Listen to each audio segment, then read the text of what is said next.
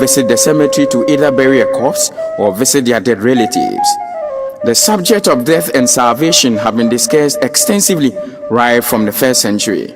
This audio seeks not to address the same problem, but to look at another gaping hole with respect to death. I once chanced on a post on Facebook, and I think it's worth sharing. This is what it says. The house where I lived was about to be seized just because I could not pay the rent. I posted my situation on Facebook and WhatsApp looking for help, but all I could get were 2 likes and 0 comments. So I sent 250 messages to my contact list requesting for a loan of 500 Ghana cedis. Unfortunately, only 10 people responded. 6 out of the 10 people said they could not help me, and only 1 out of the 4 who promised to help me gave me some money. The other 3 people gave me no excuse and never took my calls. In the end, I was ejected. I did not have a place to sleep. I walked in the dark looking for options, and unfortunately, a thief stole my empty wallet with my identity card. In his haste to get away from me, he crossed the road without looking. He was badly hit by a car on high speed without his body being identified. Only the wallet containing my identity card served as a marker. The news spread quickly the next day that I had died.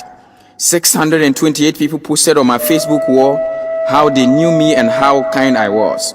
A committee was formed by my supposed faithful friends who raised 9,000 Ghana cedis to feed people at my funeral. My work colleagues, who never existed while I struggled to pay for my rent, organized themselves and raised 7,500 Ghana cedis for my coffin, tents and chairs. I had to be buried in a coffin worth 6,000 Ghana cedi, but as they hastily bought it, there was a man who sold it to them for 2,500 Ghana cedi, saying it was his contribution. The family met again. It was a rare opportunity for the family to meet again. For my funeral, the family contributed 2,500 Ghana cedis. Everybody wanted to volunteer to show that they were participating. They printed t-shirts and polos for more than 1,500 Ghana cedis. Imagine the scene when I showed up on the day of my burial. In Ghana, Africa and some parts of the world, people celebrate the dead more than the living. In the illustration above, the same man who could not raise only 500 Ghana cedi for his rent while alive could raise a whopping 29,000 Ghana cedi while he was deemed dead. If we have the opportunity to help, why would we rather help the dead instead of the living? Every minute someone leaves this world behind, we are all in line without realizing it. We never know how many people are before us. We cannot step out of the line.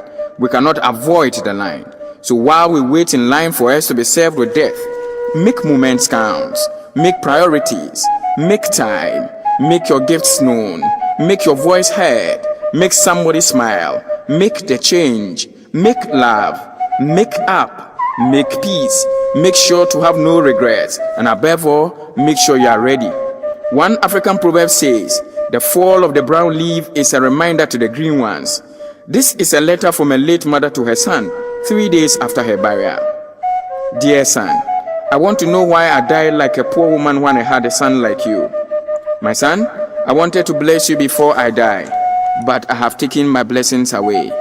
My breakfast, lunch and supper were a challenge when I was alive, but you spent money to cook all types of food, meat and different types of drinks on my burial day.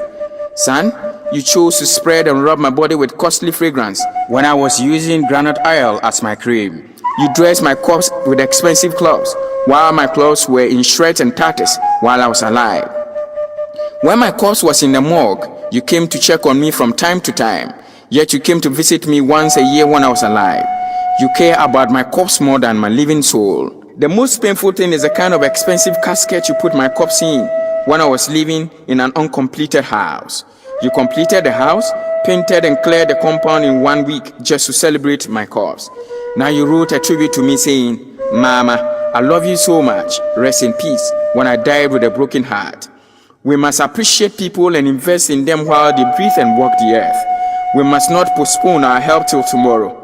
What if tomorrow never comes? This audio is born out of genuine concern for neglect for our family and friends while alive, but will do everything under the sun to lavishly embellish their dead remains while they are gone. I'll finish this with some of the words of Garth Brooks' song entitled, What If Tomorrow Never Comes? Sometimes late at night, I lie awake and watch her sleeping. She's lost in peaceful dreams, so I turn the light out and lay there in the dark. And the thought crosses my mind, if I never wake up in the morning, will she ever doubt the way I feel about her in my heart? If tomorrow never comes, will she know how much I loved her?